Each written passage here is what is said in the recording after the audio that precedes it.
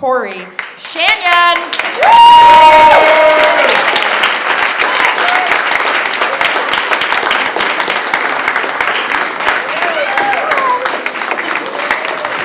Wow, how is everybody? This is great. I feel like everyone's rooting for me.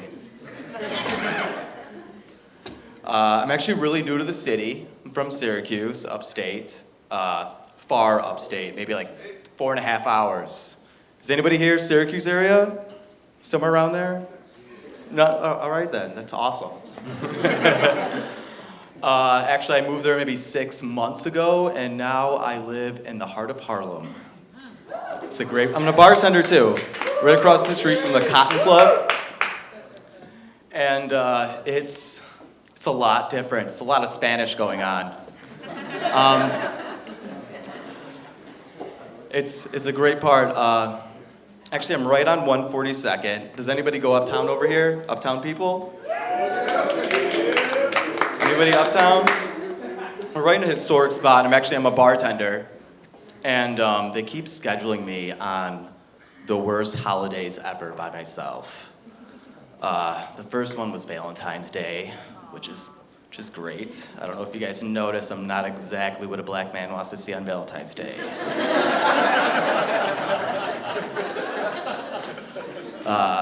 It gets worse.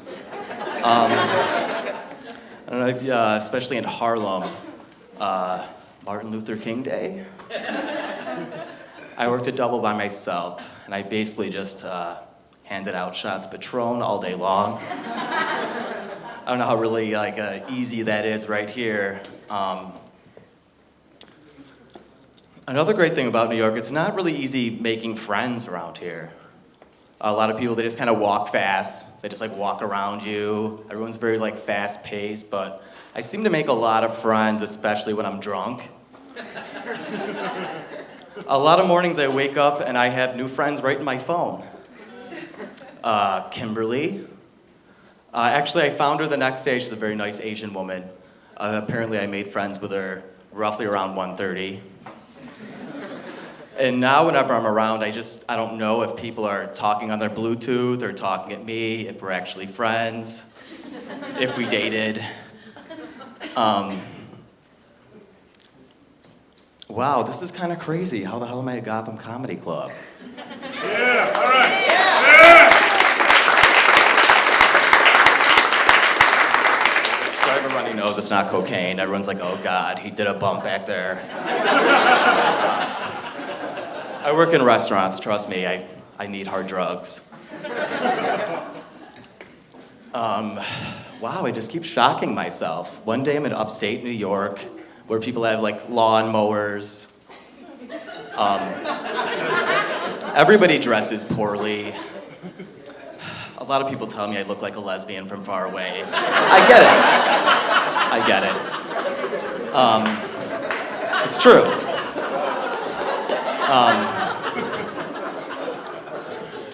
I'm not really. I try not to shave too well.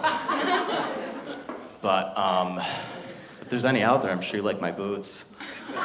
But no, I'm not a lesbian. I'm not good at cars. That's why I kind of came here. I don't have to have a car.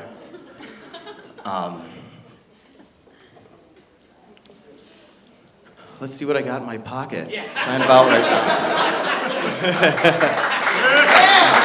I'm very fancy.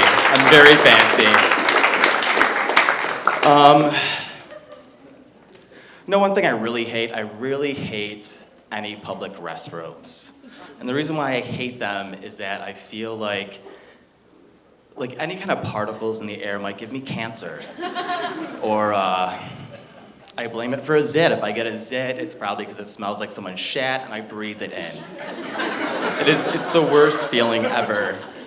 And maybe not so much women. Women go to the bathroom, they meet new friends and stuff like that. They have their own quarters. Men's rooms are a little different.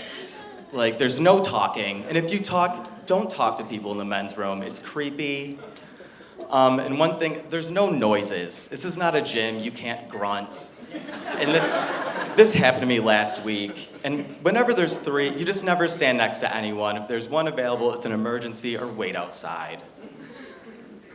And this guy came right next to me, and it's bad enough as it is. I'm over here in Harlem. I mean, you know, we're not all looking like me. We're not, a lot of big Dominicans. It doesn't take much to be a good size to kick my ass anyways.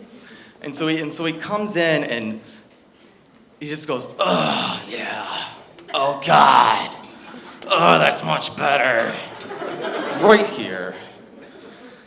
I'm like, did I tap my foot? One more noise and you're buying me dinner, buddy.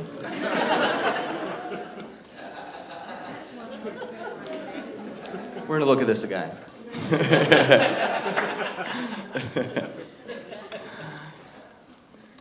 All right. Actually, I have my own apartment in Harlem. No one's impressed, but it's still not cheap.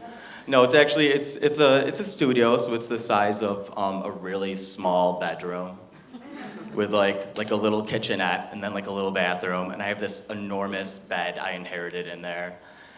And roughly, if I'm actually sitting on the couch, I can stick my arm in the bathroom. My leg goes right on the mini fridge because I'm not an adult enough to have a real fridge. And I can actually rest my other arm right on the bed. It's kind of like an Anne Frank situation.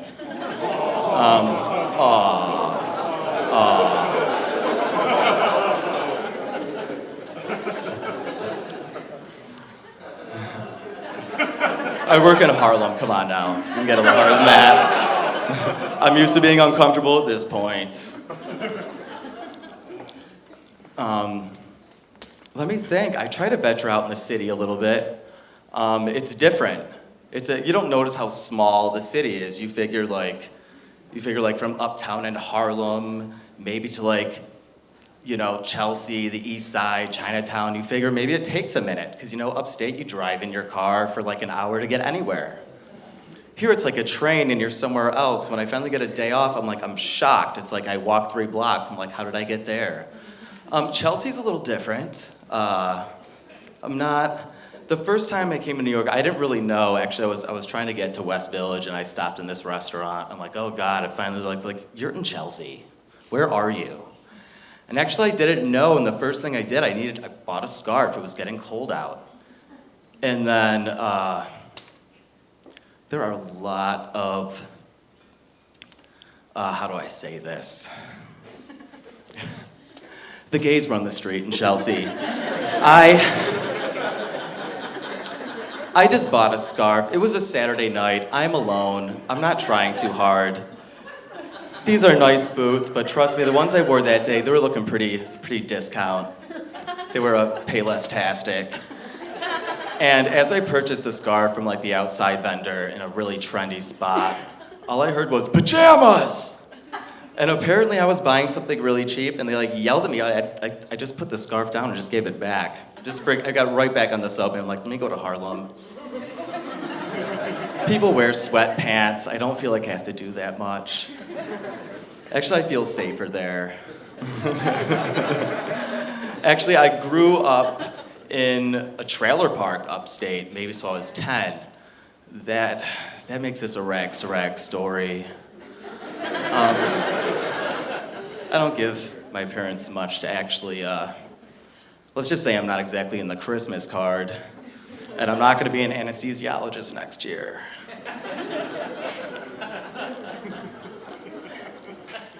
All right, guys, I think that's just about what I've got at this point, but thank you guys very much. I'll see you next time.